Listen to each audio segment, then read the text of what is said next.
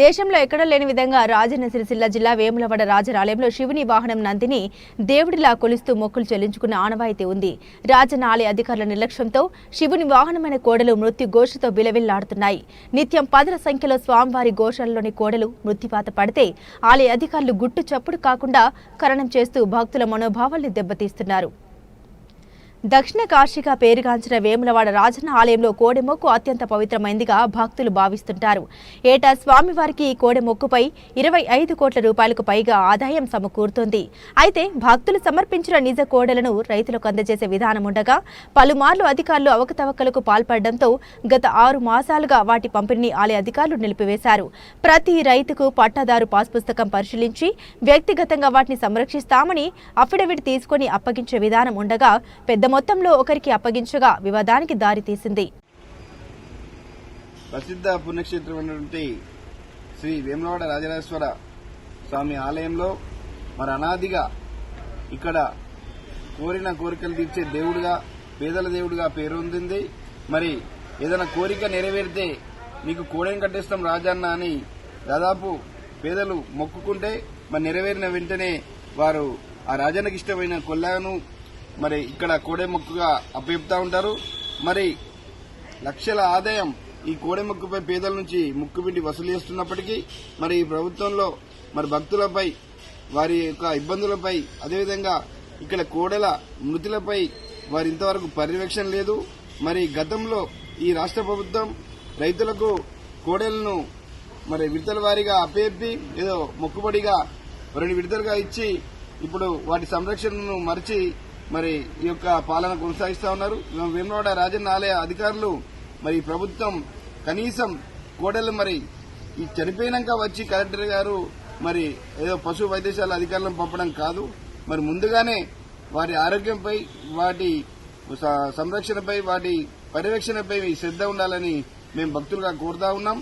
మరి గతంలో ఇక్కడ ఉన్నటువంటి మంత్రి గారు కూడా మరి దేవాదాయ శాఖ మంత్రి గారు మరి మొక్కులను అప్పచెప్పినటువంటి కోడలను మరి వరంగల్ జిల్లాల కలేబరాలు కూడా తరలిస్తే మరి ఇక్కడ భక్తులందరం కలిసి ఆందోళన చేయడం జరిగింది.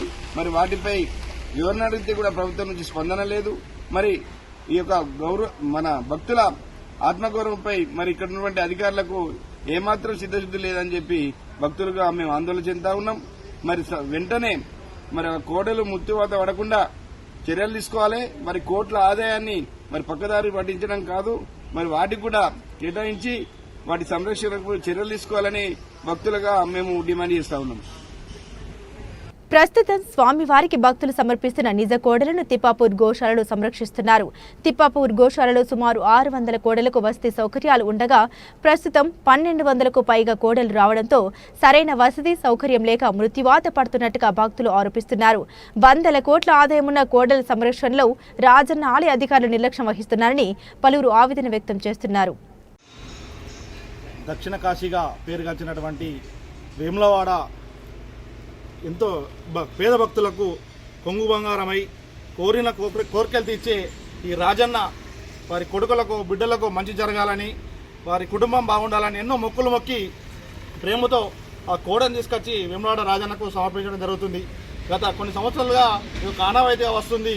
ఇలాంటి ఆనవాయితీని ఇక్కడ ఉన్నటువంటి ఆలయ అధికారులు కావచ్చు, ఇప్పుడు ప్రస్తుతం గవర్నమెంట్ కావచ్చు, ఈ వచ్చిన కోడెల ద్వారా వచ్చే భక్తుల ఆదాయం పెంచుకుంటూ పోతున్నారు తప్ప కానీ ఇక్కడ ఉన్న కోడలకు కానీ ఆ భక్తులకు కానీ వచ్చే వారికి ఎలాంటి సదుపాయాలు కల్పించలేకపోతున్నారు. దీన్ని చాలా దుర్మార్గంగా ఖండిస్తున్నాం మేము.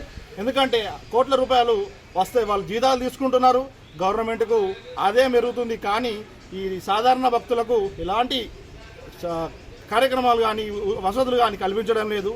ఈరోజు చూసినట్టయితే గోశాలలో దాదాపు 10-15 కోడెలు తిండి లేక బక్కగా చనిపోవడం జరిగింది. దాన్ని ఎవరికి తెలియకుండా బయట తెలిస్తే ఏదో ఇబ్బంది జరుగుతుందని తీసుకుపోయి అక్కడ ఊరవతలు ఉన్నటువంటి వాగులో దొంగచాటుగా తీసి పూడ్చడం జరిగింది. దీన్ని ఎంత దుర్మార్గమైన చర్య. దీని మీద స్థానిక ఎమ్మెల్యే గారు కూడా పట్టించుకోకపోవడం చాలా దురదృష్టకరం. గతంలో ఏదో కోడలు పంపిణీ చేస్తున్నాం రైతులకంటూ కొన్ని 100 కోడలను అక్రమ మార్గంగా తరలించడం జరిగింది. దానిలో కూడా కొన్ని పార్టీల వాళ్ళు ఇక్కడ ప్రశ్నించడం జరిగింది.